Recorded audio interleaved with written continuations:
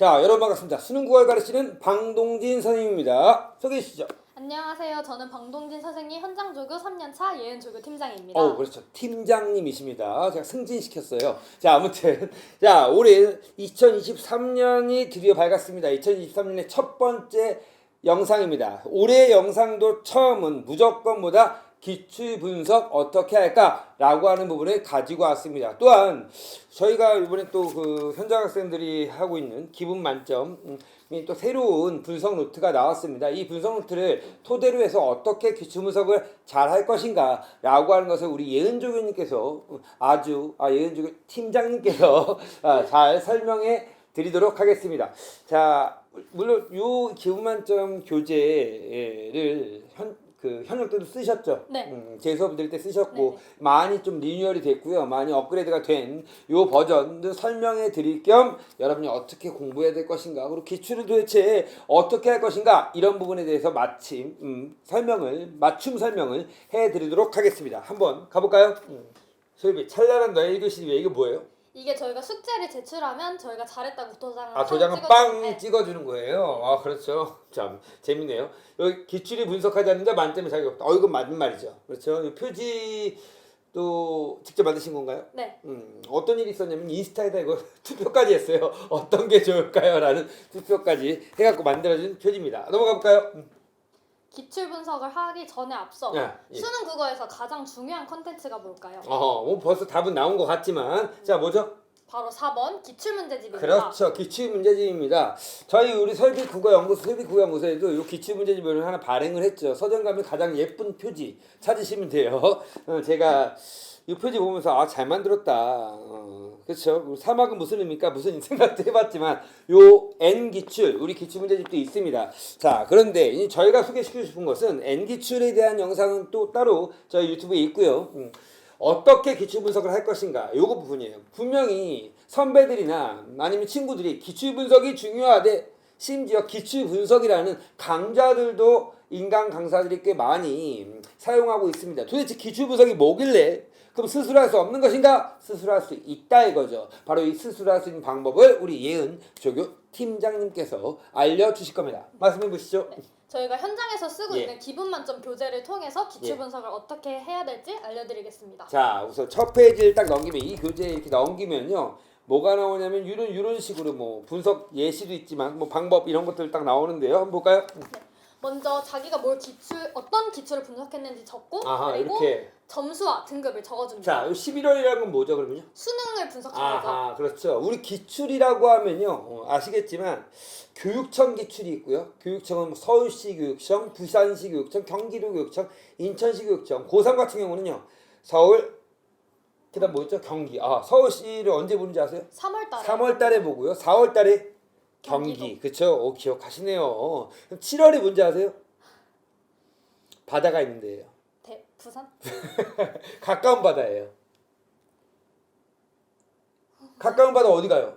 강원도? 강원도로 가요. 가까운 바다를. 가장 가까운 바다 인천. 그렇죠. 인천시 교육청이죠. 그 다음에 뭐냐면 10월에 다시 서울시 교육청 이렇게 됩니다. 자, 아무튼 이렇게 교육청이 있고요. 그 다음에 또 뭐가 있죠? 평가원 네. 기출 문제가 있어요. 뭐 있죠? 6월, 또 9월, 9월, 그리고 수능. 수능 이렇게 됩니다. 가장 중요한 기출 문제는 6월, 9월 수능. 그렇죠. 그래서 6월 9월 수능이 가장 중요한 기출 문제입니다. 그래서 대부분의 기출 문제집, 뭐 저희 N기출도 마찬가지고요. 6, 9 수능 최소한 몇 개년? 5개년 정도. 그러니까 1차적으로 분석해야 될 거고, 많이 분석하면 7개년까지도 분석하시고요. 정말 많이 분석하면 10개년까지도 분석하는 친구들도 있더라고요. 자, 아무튼 요거를 45문제를 딱 갖고 와서, 그렇죠? 이렇게 하는 기출 분석이라고 생각하시면 됩니다. 자, 보여드릴까요? 풀고 나서 시간이 적절했는지 부족했는지 남았는지 등을 우선 체크를 여기 점수는 적고요. 네. 이렇게 체크를 해주는데 그 이유까지 적어주면 좋아요. 아하. 네. 그리고 맞아요. 제가 수업 시간에 시간 부족한 애들 많을까 적을까? 많죠. 많죠. 만약에 피드백 할 때도 조교들 관리할 때도 시간 부족한 애들 많아요. 근데 문제는 뭐냐면 시간 부족한 이유를 몰라요. 그렇죠. 그래서 이유를 명확하게 학생들이 알게 하기 위해서 이런 식으로 시간 부족 이유를 얘기했습니다. 특정 영역에서 시간을 많이 쓴다. 예를 들어서 뭐 고전 시간에서 시간을 많이 썼다. 이런 것들이죠. 아니면 고전소리에 시간이 많이 썼다. 혹은 엄매 비문학에서 시간이 많이 썼다. 이런 것들을 얘기할 수 있겠고요. 읽는 속도가 느린다는 건 당연한 거고 충분히 알 수 있는 거고 특정 지문에 집착한다는 것은 어떤 지문 부분에 어떤 일부분에 계속 반복적으로 읽는다는 거야. 그렇죠? 그런 거고 멘탈 관리 실패, 뭐 긴장이 많이 돼서 글자가 튕기거나 이런 거겠죠. 특정 문제에 집착입니다. 예를 들어서 보기 3점짜리 문제예요. 너무 어려운 문제인데 계속 집착하고 있어요. 풀지도 못하면서 이런 거죠. 기타입니다. 기타 미안합니다. 고마워요. 선제해줘서. 자, 이 기타 뭐가 있을까요? 선지 스킵을 하지 못한다. 아하, 그렇죠. 선지에 집착하는 경우. 이런 것들도 있습니다. 선생님 집착이요 안 좋은 건가요? 당연히 안 좋은 거죠. 좋아하되 뭐 하면 안 된다고요? 집착하면 안 된다고요. 이런 선생님의 유튜브 영상도 있습니다. 집착에 관해서는 그 영상을 보시고요. 아무튼 이런 식으로 자기가 부족한 이유를 정확하고 구체적으로 적어야 된다. 밑에 볼까요? 이건 뭘까요? 여기서 제대로 봐야 할 부분이 여기인데 바로 틀린 개수와 별표친 개수를 따로 적어줘야 됩니다. 그렇죠.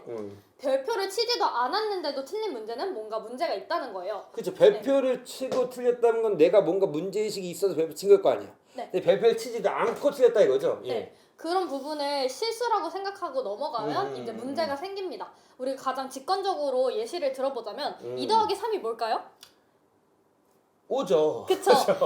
당황스러워요. 예. 2 더하기 3이 5라는 걸 모르는 사람은 없을 거예요. 그렇죠. 그런데 어떤 학생이 2 더하기 3을 2 곱하기 3이라고 착각해서 6이라고 적는 학생이라고 해봅시다. 처음에는 나 바본가? 왜 이렇게 썼지? 라고 생각하면서 넘어갈 수 있지만 그런 경험 있어요? 네, 전 많아요. 많아요. 예. 근데 이제 계속 이게 반복되다 보면 다음 문제로 넘어가기 전에 내가 2 더하기 3을 5라고 써야 되는데 6이라고 써지는 않았는가를 다시 확인을 하고 넘어가게 될 거예요. 그것처럼 별표를 치지도 않았는데 틀리는 문제는 단순히 실수라고 생각을 하면 안 되고 그 이유가 뭔지 한번 짚고 넘어가야 합니다. 그래야지 의식을 하게 될 거니까. 그쵸. 그렇습니다. 자, 그다음 틀린 개수와 별표친 개수를 썼습니다. 그다음 뭘까요? 그 다음에 이 부분은 문제를 풀기 전에 미리 적었어야 되는 얘는 건데요. 그러면 기출을 풀기 전에 해야 될 일이네요. 그렇죠. 문풀 전 목표를 적는 거예요. 그런데 그 목표를 열심히 풀자. 15분 내로 풀자. 이런 식으로 적으면 의미가 없고 그러니까 추상적으로 적으면 안 된다. 그렇죠? 최대한 구체적으로 나의 행동에 관련된 목표를 적어주셔야 돼요. 한번 읽어주실래요? 예를 들어서 장면 전환, 시공간 변화 시 표시하며 읽기 이런 식으로 구체적으로 적어주셔야 됩니다. 또 밑에 볼까요?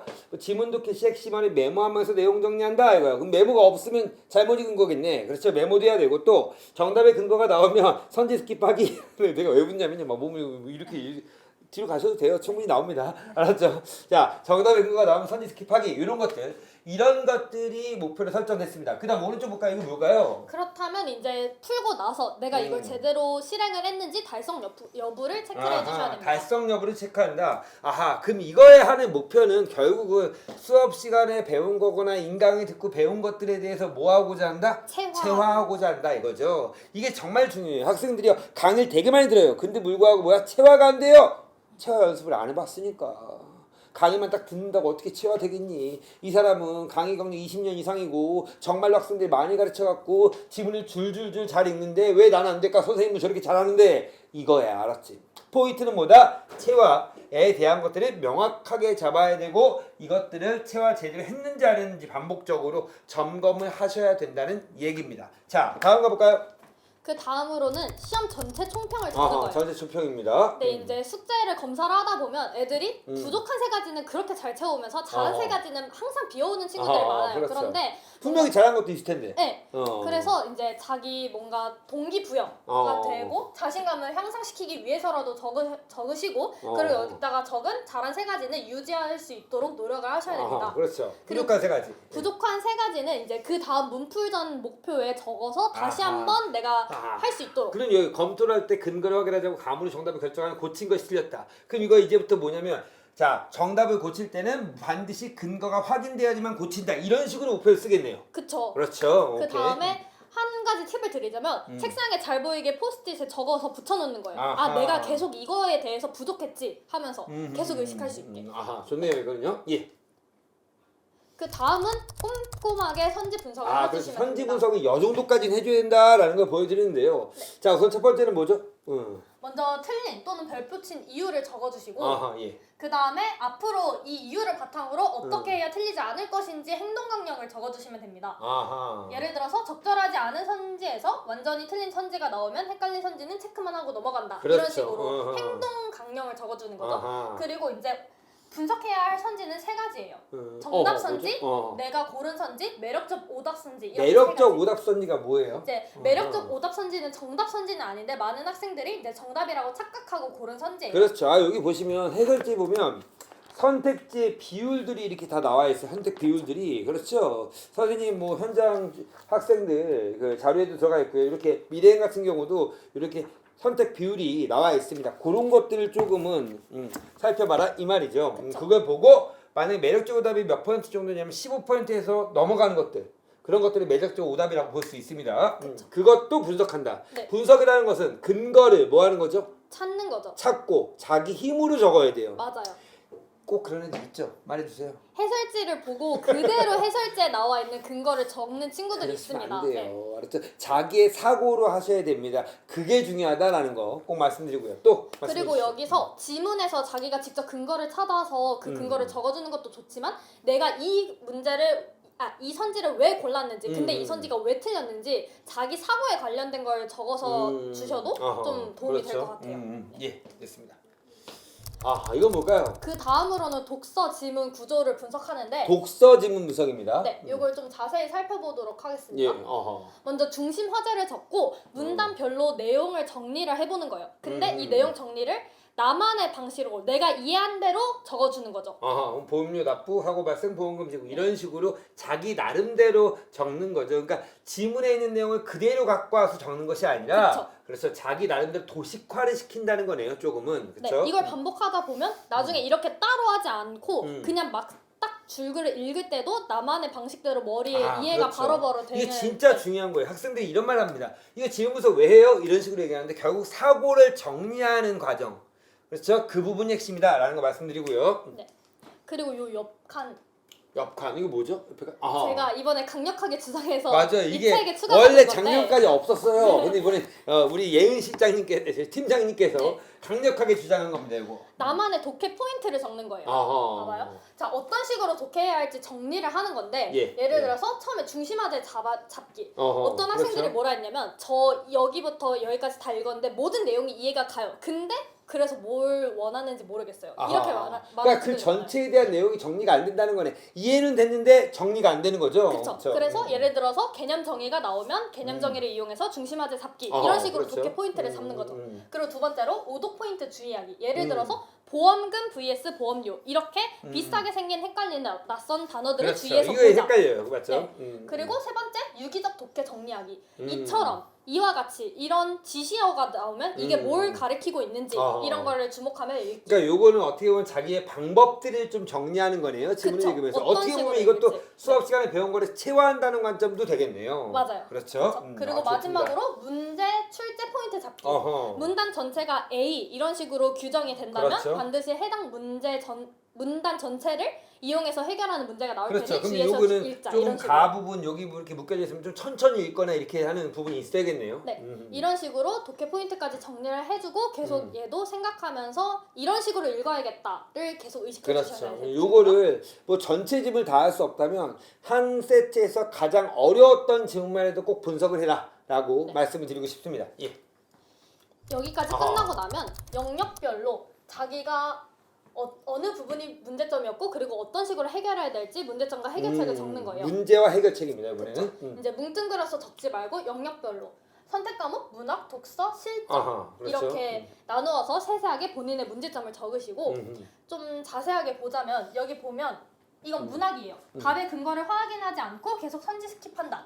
이런 식으로 자세하게 적어주는 거죠. 그럼 여기에 그렇죠. 대한 해결책은 해결책. 기출 문제로 근거를 찾고 스킵하는 연습하기. 그렇죠. 저는 좀 더 구체적으로 한다면요. 기출 문제로 근거 찾고를 근거에다 밑줄 긋고 정답 결정하기 이렇게 하겠어요. 좀 더 행동식으로. 또는 이제 근거를 찾기 전까지는 다음 문제로 넘어가지 않기. 그렇죠. 이런 식으로 그렇죠. 이런 식으로 문제점을 구체적으로 적을수록 해결책을 이제 찾기가 쉽다. 자, 문제는 뭐냐면 내가 문제점을 이렇게 적었어요. 근데 해결책을 내가 모르면 어떡하죠? 그쵸. 이제 예. 모르는 학생들을 위해서 현장에서는 이제 질문을 적을 수가 있어요. 그렇죠. 그런데 이제 나는 현장에서 수업을 못 들어요 하시는 분들은 이제 이투스 Q&A 게시판을 이용하시면 됩니다. 그렇게 하면 되고요. 여기 예은족입니다 이렇게 나왔네요. 네. 그때 이렇게 피드백 해준 걸 얘기하는 거죠. 결국은 뭐냐면 구체적인 방법에 대한 질문이 있어야 돼요. 근데 질문할 때 두 가지만 꼭 얘기할게요. 1번 추상적인 질문 띠. 저 독서 어떻게 해요? 진짜 짜증나요. 어떻게 해야 될지 내가 뭐라고 얘기해 줄 거 아니야. 더 독서를 들어라. 강의 들어라. 이 말밖에 못 한다고요. 그럼 선생님 저는 어떻게 질문해야 될까요? 저 독서 중에서요. 과학기술 중에서 과정 부분이 나오면 순서가 정리가 안 됩니다. 이럴 때는 어떻게 해야 될까요? 이런 식으로 구체적으로 질문해 주세요. 그러면 선생님이 구체적인 또 솔루션을 제시하겠죠. 두 번째. 질문의 첫 번째 뭐라고요? 추상적이 아니고 구체적. 네. 두 번째 뭘 것 같아요? what이 아니라 how를 질문하셔야 돼요. 대체로 what의 질문은 뭐냐면 선생님 19번에 2번 선지 근거 뭐예요? 이렇게 19번에 2번에 정답의 이유를 모르겠어요.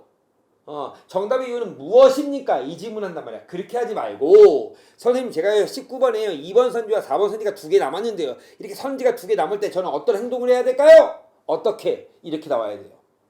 그러니까 how에 대한 질문을 많이 했으면 좋겠다. 선생님 그 무엇에 대한 질문을 어떻게 합니까? 여기 해설지 보면 자세히 나와 있어요. 진짜. 이 MBQ 해설이 정말 잘 되어 있거든. 선생님 주간 방송 중인데 이런 해설도 되게 잘 되어 있기 때문에 해설지를 통해서 충분히 해결된다.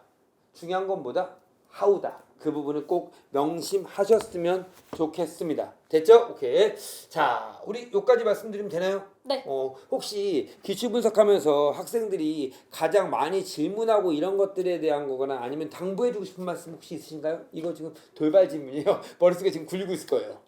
예. 저는 너무 꼼꼼하게만 하라고 하지 말라는 말을 하고 싶어요. 대부분 내신을 했던 친구들 같은 경우에 진짜 열심히 이게 약간 필기 연습장인지 기출 분석지인지 모를 정도로 진짜 세세하게 형광펜에 색색깔 펜을 사용해서 하는 분들이 많은데 나만 알아볼 수 있게 그렇죠. 제대로 하면 돼요. 내용이 중요하다는 거지. 그리고 그렇지. 약간 뭔가 약간 계속 필기를 하려는 느낌이 뭐냐면 행동상의 그 해결책을 적어야 되는데 뭔가 여기서는 뭔가 문제점이 나오고 해결책이 나오고 이런 것만 적는 거예요. 그러니까 문제점이 나오고 해결책이 나와서 그래서 내가 어떻게 읽을 건데를 적어야 그렇지, 되는데. 그렇지. 어떻게 안 적고 내용상에 대한 내용만 좀 적는다. 맞아요. 그런 것들이 좀 주의해 갖고 기출 분석을 하시면 될 것 같습니다. 궁금한 것은 이 Q&A 남겨주시고요. 선생님과 예은 팀장님은 더 좋은 콘텐츠로 여러분을 찾아뵙겠습니다. 인사드릴까요? 인사. 안녕.